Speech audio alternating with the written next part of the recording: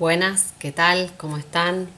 Bueno, mi nombre es Gretel Philip y me recibí hace algunos años ya en la carrera de profesorado en antropología y formé parte de la cátedra como ayudante de segunda durante por lo menos 8 años. Después hice una inscripción que terminó hace un par de años.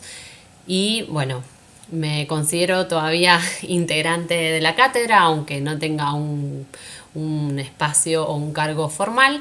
Y bueno, hoy les vengo a proponer que trabajemos con dos autores que están dentro de la línea de cultura y personalidad y que ya les introdujo Laura Bianciotto, un poco para darle continuidad a esta segunda línea de indicaciones que dejó Boas, ¿no es cierto? Y que sus discípulos continuaron y profundizaron y complejizaron en este caso.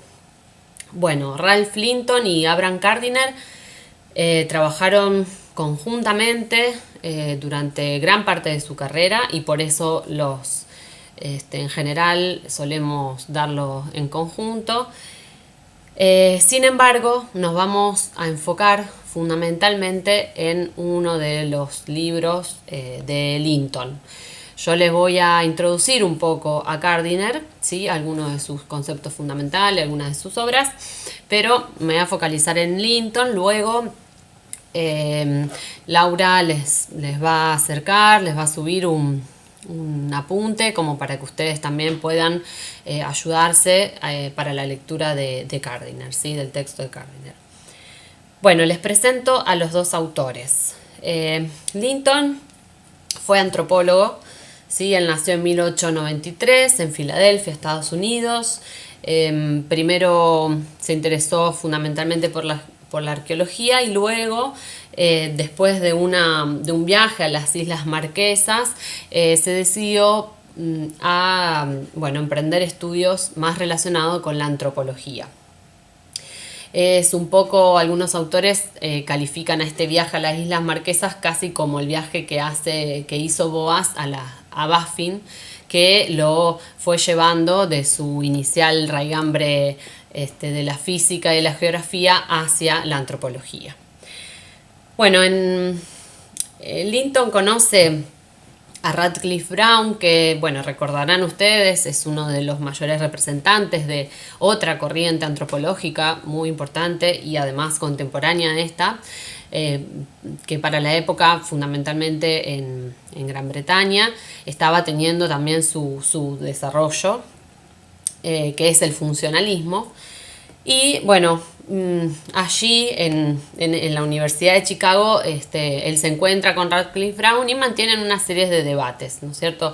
Esto parece que él en esos momentos comienza a afinar un poco su crítica hacia el funcionalismo, pero como decía Gloria en una de sus clases sobre este tema, casi como que constituiría Linton una síntesis o un perfeccionamiento del enfoque funcionalista con la incorporación del historicismo, ¿sí? Con la incorporación de la historia, cosa que es, como recordarán o como ya verán el año que viene más en profundidad, es justamente una de las grandes diferencias entre estas dos corrientes, ¿sí? Mientras el culturalismo norteamericano incorpora fuertemente el enfoque histórico, el funcionalismo lo va a dejar de lado, ¿sí? Como una, ¿sí? de las diferencias. Bueno, él publica en 1936 el libro El estudio del hombre, que va a ser el libro más conocido de Linton, el más conocido en ese momento, una de sus más grandes obras y aportes a la antropología. Y en 1939 va a participar prologando la obra de Gardiner, ¿sí? El individuo de su sociedad, que es el libro del cual extraemos algunos capítulos para trabajar en la materia. Y en 1945 no solo va a colaborar nuevamente con un prólogo en Fronteras psicológicas de la sociedad de Gardiner, que lo tengo acá, por suerte, algunas veces se consiguen y es muy lindo tener los libros de primera mano. En ese mismo año, 1945, también va a escribir otro libro, él solo, ¿sí? Que es el libro más, digamos, sobre el que nos vamos a basar para desarrollar Linton. ¿Por qué tomamos este libro y no El estudio del hombre? Bueno, porque es recién en este libro, ¿sí? Editado en 1945, que Linton se va a detener y va a profundizar en este aspecto justamente que nosotros queremos seguir trabajando, que es el de la relación entre cultura y personalidad. Bueno, Gardiner, por otro lado, fue un psiquiatra, ¿sí? Vivió entre 1891 y 1981. Me olvidé de decirles que Linton falleció en 1953. Bueno, prácticamente Gardiner vive unos cuantos años más, pero viven en el mismo contexto, ¿sí? Gardiner nace en Nueva York, también en Estados Unidos, y es un psiquiatra con una orientación psicoanalítica, se lo reconoce como un neofreudiano. De hecho, Gardiner conoce a Freud en 1921 en Viena y trabaja y experimenta con esa línea de investigación y análisis sobre la constitución de la personalidad. Luego él va a trabajar en la Universidad de Columbia, que es donde conoce a Linton, y va a desarrollar durante varios años un seminario en el que Linton va a empezar a colaborar. Y bueno, allí durante los 30, se va a cimentar su gran labor conjunta, ¿no es cierto? Un poco hay muchas de las cuestiones que desarrolla Linton en su libro que también van a ser retomadas sí, por Gardiner. Entonces también hay varias cosas que se repiten. Y bueno, en este caso la idea es poder reponer algunos de los puntos más importantes del libro, a pesar de que, por supuesto, siempre nos quedamos cortos porque los libros son muchísimo más enriquecedores su lectura, pero con este video esperamos orientarlos un poco en lo que son los puntos más importantes y también tender algunas relaciones, ¿sí? Con autores que ya vimos y autores que ya veremos más adelante. Entonces, voy a intentar hacer sintética porque ya grabé un video muy largo que no pude subir a YouTube, así que este es el segundo intento.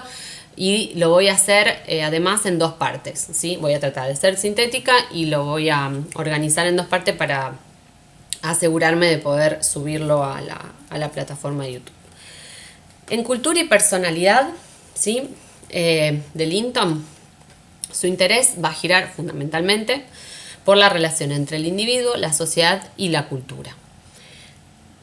Para él el estudio por separado de estas tres configuraciones, ¿sí? Es infructuosa. Sí o sí se necesita el estudio en conjunto. Y para eso se necesita la labor de psicólogos, sociólogos y antropólogos. Cabe destacar que Gardiner va a hacer más hincapié en la colaboración entre psicólogos y antropólogos. Linton en este libro plantea que también se necesita de los estudios de la sociología.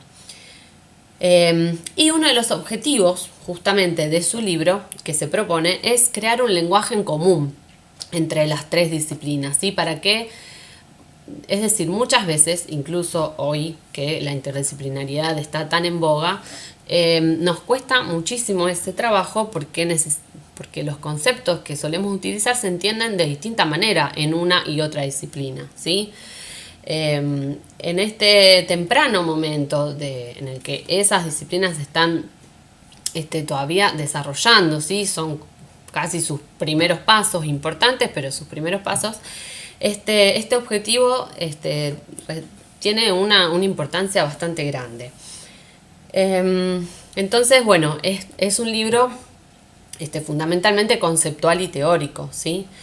Él dice, que toda sociedad participa de una cultura, la perpetúa y la modifica, pero que toda sociedad a su vez no es sino un grupo de individuos, ¿sí? Esta es como la primera conceptualización que él hace, de la cual es como que cae de maduro que entonces sociedad, cultura e individuos tienen que estar estudiados como una sola cosa, ¿no? Una sola realidad. Entonces dice, bueno, la antropología sí o sí necesita la psicología, sí, al fin y al cabo la sociedad no es más que un grupo de individuos. Pero por el otro lado, la psicología, que viene estudiando a los individuos, también necesita de la antropología porque necesita estudiar a esos individuos en distintas culturas y sociedades para conocer los condicionamientos que esas distintas culturas y sociedades tienen sobre la personalidad de los individuos. ¿Se entiende? Vamos a leer, yo les voy a ir echando un poco con la lectura del libro directamente. En la página 21 dice: si bien rara vez un determinado individuo es de gran importancia para la supervivencia y funcionamiento de la sociedad a que pertenece o de la cultura de que participa, es el individuo, sus necesidades y sus potencialidades lo que constituye los cimientos de todos los fenómenos sociales y culturales. Es que toda sociedad es un grupo organizado de individuos, y en último análisis toda cultura no consta más que de las repetidas reacciones organizadas de los miembros de la sociedad. Por esta razón, el individuo es el punto lógico de partida para cualquier investigación más amplia. Puede suponerse que las necesidades del individuo son las que proporcionan los estímulos que regulan su conducta y a través de esta son la causa del funcionamiento tanto de la sociedad como de la cultura. Parte entonces, ¿sí?, del supuesto de que no se puede entender, ¿sí?, a la cultura sin entender los individuos y que estos aparentemente son sus necesidades, los estímulos para determinadas conductas de los individuos. Entonces, sitúa al individuo como punto de partida de cualquier estudio y por otro lado a sus necesidades, ¿sí? Entre las necesidades, él distingue aquellas necesidades primarias o fisiológicas, ¿sí? Comer, dormir, alimentarse, etc. Y necesidades secundarias, que serían las psíquicas. Entre esas necesidades psíquicas, reconoce tres que no pueden no entenderse como necesidades psíquicas de todos los seres humanos.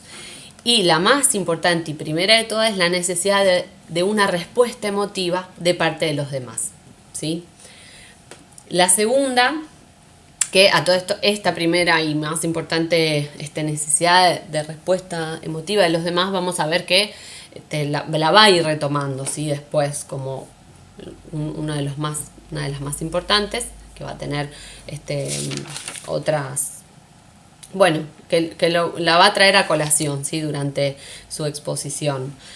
La segunda de estas necesidades es la necesidad de seguridad a largo plazo, y esto vamos a ver que también lo vuelve a retomar en el texto casi hacia uno de los últimos capítulos. Y luego, esto recuérdenlo, ¿sí?, como nota mental, para después, cuando estemos llegando casi al final del año y retomemos a uno de los sociólogos que tiene mucha vinculación con la línea del culturalismo norteamericano, que es Anthony Giddens, él va a plantear algo, ¿sí?, al respecto de la seguridad ontológica y de la necesidad de haber tenido esa...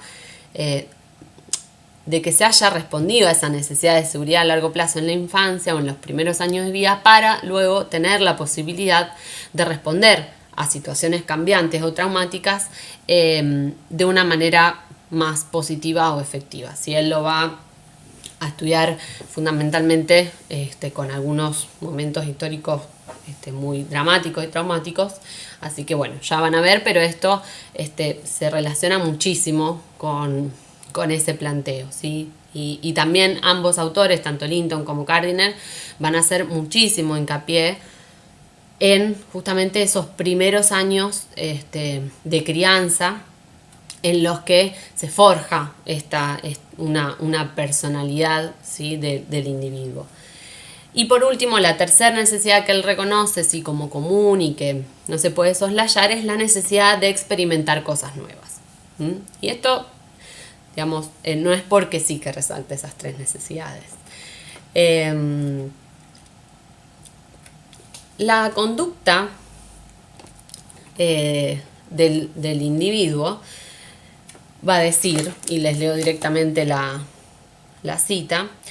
Vamos a explicitar, perdón, pero primero les quiero explicitar qué considera Linton por conducta. A ver, dice, el término conducta debe tomarse en su más amplio sentido, de manera que comprenda todas las actividades del individuo, ya sean manifiestas o encubiertas, físicas o psicológicas. Por consiguiente, para los propósitos de esta definición, la instrucción, el pensamiento, etc., no se consideran más que como otras tantas formas de conducta, como los movimientos musculares coordinados que los procesos técnicos comprenden. La expresión resultados de la conducta se refiere a fenómenos de dos tipos totalmente diferentes, psicológico y material. Bien, eso es como para ir entendiendo un poco de qué van los conceptos que va utilizando Linton, ¿no es cierto? Pero él dice, bueno, se supone que la conducta, ¿sí?, está regulada por estos estímulos que responden a las necesidades primarias y secundarias. Y sin embargo, la conducta no puede ser explicada solo por estas necesidades, ¿sí? También tiene mucha relación el medio ambiente. Y vamos a ver que con esta palabra se está refiriendo a algo muy distinto a lo que nos imaginamos. Dice, la forma que adopta la conducta jamás son explicables únicamente en función del estímulo de las necesidades. Estas son fuerzas cuya expresión se modela por una multitud de otros factores. La conducta que bastaría para satisfacer cualquier necesidad o combinación de necesidades requiere que se organice en constante relación con el medio en que el individuo tiene que actuar, medio que comprende factores de ambiente y de experiencia.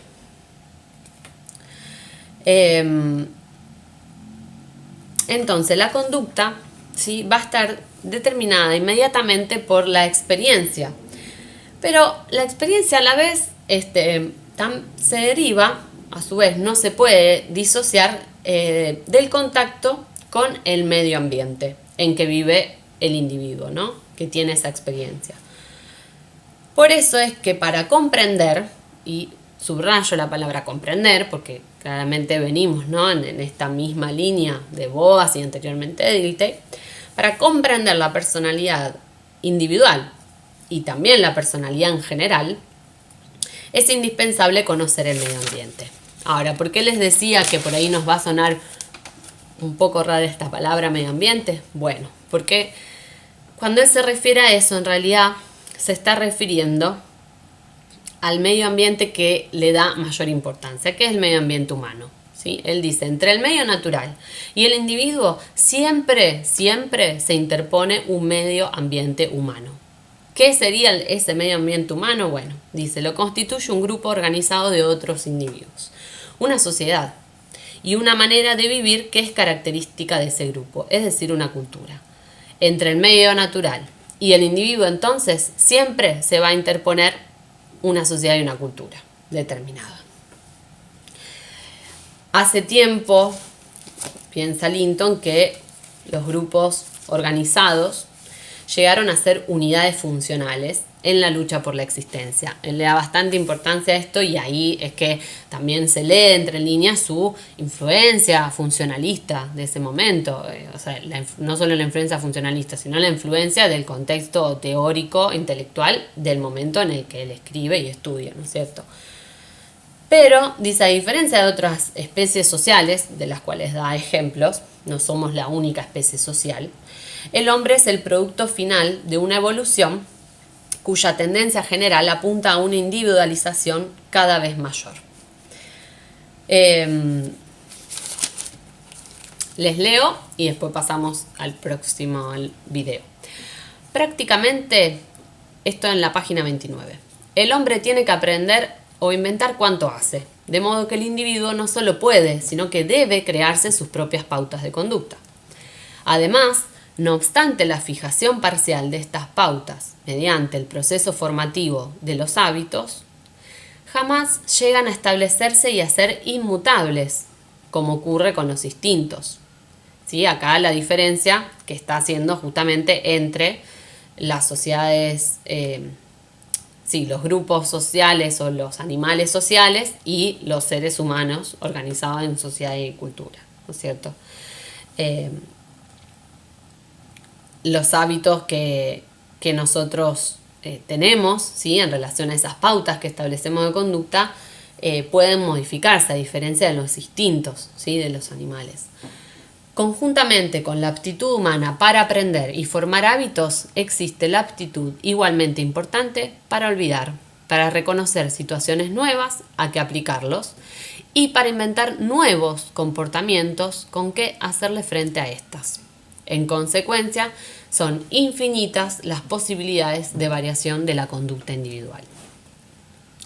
Cuando varias personas reaccionan de la misma manera ante una situación, la causa debe buscarse en la experiencia común que tienen esos individuos.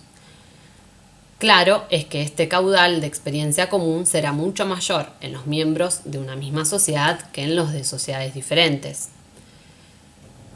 Sin embargo, existen ciertas clases de experiencias comunes a toda la humanidad, como por ejemplo el que todo adulto haya dependido en su primera infancia del cuidado de otros individuos. Estas experiencias comunes y las necesidades y aptitudes también comunes de la humanidad son las causas de esa uniformidad de conducta. Bien, los dejo acá y seguimos en un segundo.